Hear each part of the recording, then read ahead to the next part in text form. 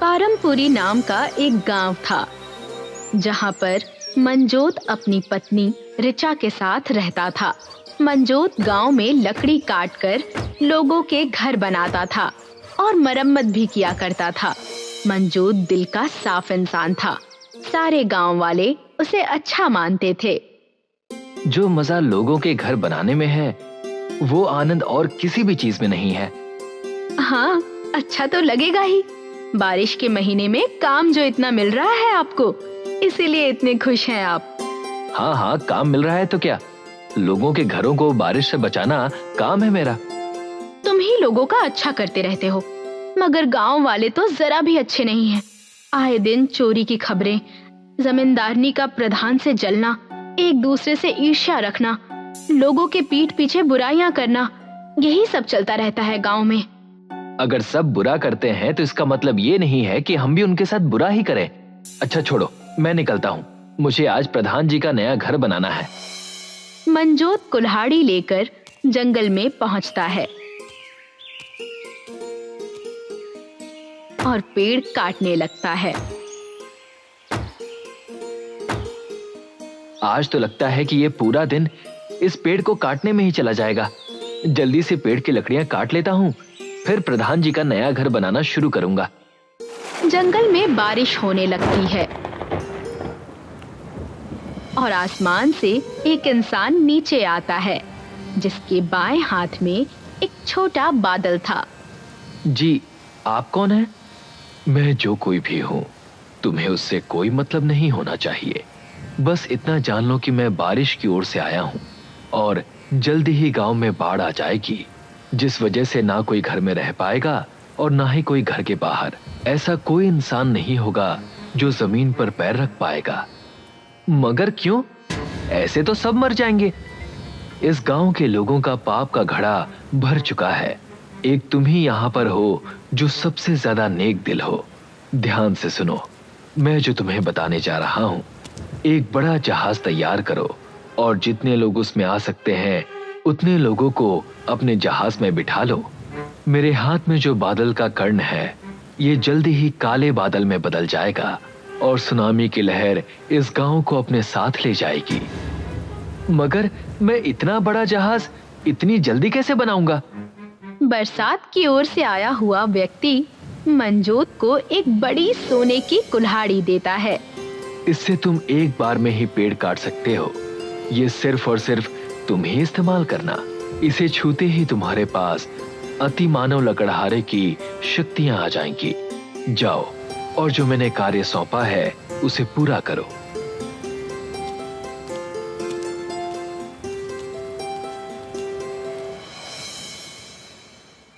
मंजोत प्रधान को जाकर सारी बातें बता देता है। अगर ऐसा है तो तुम जहाज बनाना शुरू कर दो। मैं सारे गांव वालों को इकट्ठा करता हूँ और उन्हें ये खबर सुनाता हूँ। बारिश रुकने का नाम ही नहीं ले रही थी। मंजोत जंगल में जाता है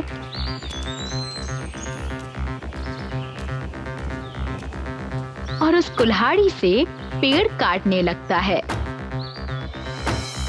मंजोत बड़ी सी जहाज बनाना शुरू कर देता है और दूसरी ओर प्रधान गांव वालों की बैठक बुलाकर उन्हें सारी बातें बताता है। अच्छा, तो अब ये प्रधान जी कुछ नया नाटक लेकर आए हैं। मैं तुम्हारी बातों पर भरोसा नहीं करती हूँ। ये नाटक नहीं है, ये सच है। तुम खुद अपनी आंखों से देख सकती हो कि बारिश कई दिनों से रुक ही नहीं रही है। एक हफ्ते बाद ये गांव पूरी तरह से पानी में डूब जाएगा। गांव वाले प्रधान की बात मान लेते हैं, मगर जमींदारनी जहाज में बैठने से मना कर देती है और सिर्फ एक हफ्ते बाद मंजोत एक बड़ी जहाज बना लेता है। जमींदारनी को छोड़ प्रधान और गांव के लोग जहाज में चढ़ जाते हैं। गांव में सन्नाटा सा छा जाता है। फिर एक बड़ी लहर गांव में प्रवेश करती है। देखो देखो, पानी की लहर पूरे गांव को नष्ट करने के लिए आ गई है। मगर हम सबको इन सब से डरने की जरूरत नहीं है। हमें तो ये जहाज बचा लेगा। जमींदारनी जहाज की तरफ चली आती है। अरे रुको रुको, मेरे लिए, मुझे छोड़कर कहाँ जा रहे हो?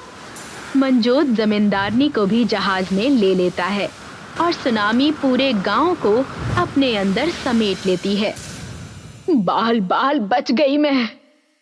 जमींदारनी जहाज को देखती है और स्थिर रह जाती है। ओह, ये कितनी बड़ी जहाज है, मगर यहाँ पर इतनी सारी लकड़ियां क्यों रखी हुई हैं? मंजोत गांव वालों से कहता है, गांव वालों ध्यान से सुनो, इन लकड़ियों को मैंने आप लोगों के लिए जमा किया है। मेरे पास इतना समय नहीं था कि मैं जहाज में आप लोगों के लिए घर बना सकूं। वाह मंजोत, तुम ना होते तो हमारा क्या होता।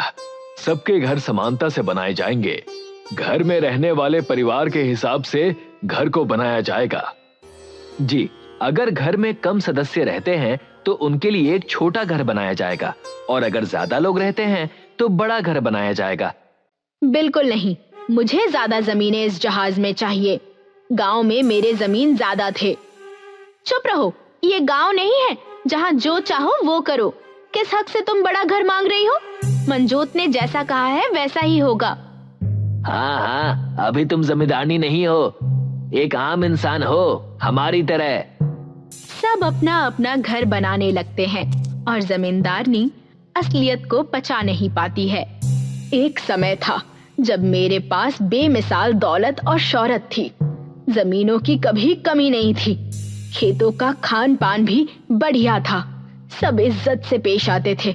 ये सब एक ही बार में मेरे हाथ से चला गया, सब इस सुनामी की वजह से। अब सब लोग सिर्फ उस मंजोत और प्रधान को ही इज्जत देते हैं। मुझे कुछ करना होगा। तभी जमींदारनी का पुराना कर्मचारी वीरू उसके पास आता है। आओ वीरू आओ, क्या हुआ? जब से जहाज में आए तब से मिलने नहीं आए। काम वगैरह नहीं करना है क्या? चल बता, ये मंजोत के कुल्हाड़ी का क्या चक्कर है?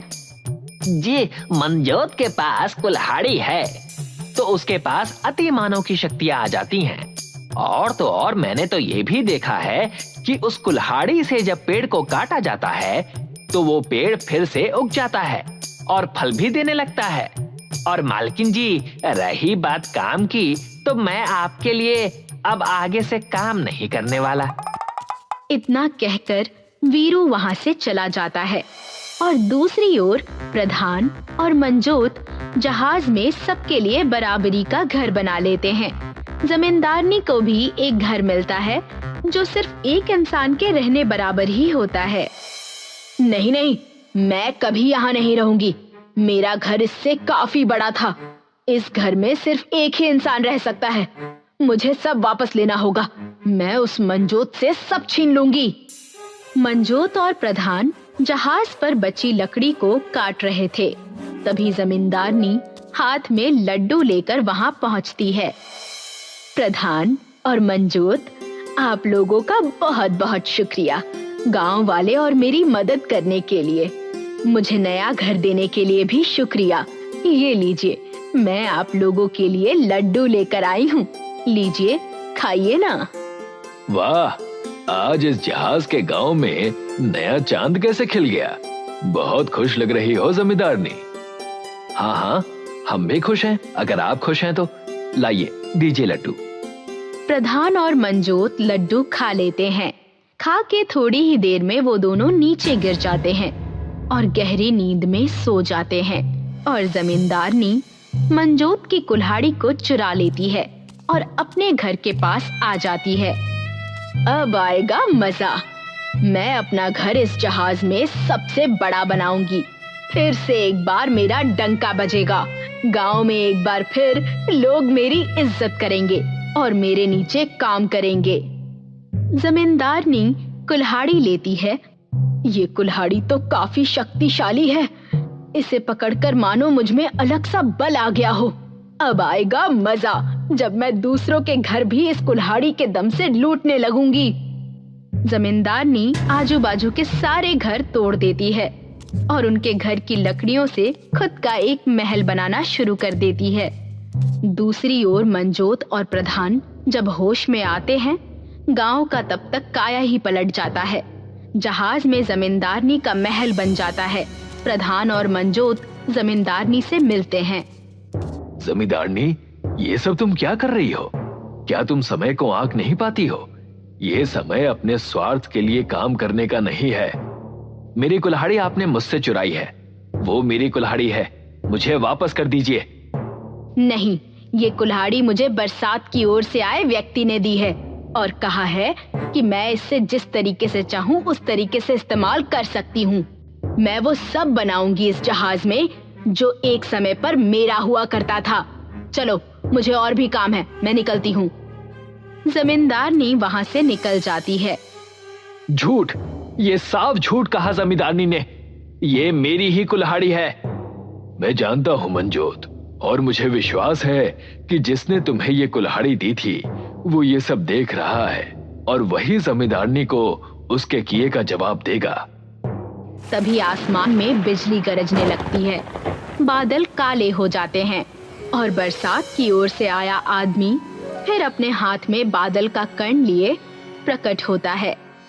मुझे अच्छी तरह से याद है कि मैंने ये कुल्हाड़ी मंजोत को दी थी, तो ये मुझे अभी किसी लालची के हाथ में क्यों दिखाई दे रही है? भीग गया सारा गांव, मगर फिर भी तुम एक बात ना समझी। जाओ, तुम्हारे बड़े खेत और मकान जिसे तुम इतना चाहती हो, अब मैं देखता हूँ कि तुम अब सब लेकर जो तुम्हारा था क्या पाती हो। मगर मेरा घर और खेत गांव में है और गांव पूरे तरीके से पानी में है। जमींदारनी के हाथ से कुल्हाड़ी गायब हो जाती है और उसे वो बारिश का व्यक्ति जहाज से बाहर निकाल देता है। अगली सुबह कुल्हाड़ी मंजोत के घर पर होती है। प्रधान और मंजोत गांव में फिर से सबके घर बराबरी से बना लेते हैं और आगे से सब खुशहाली से जहाज के गांव में रहने लगते हैं।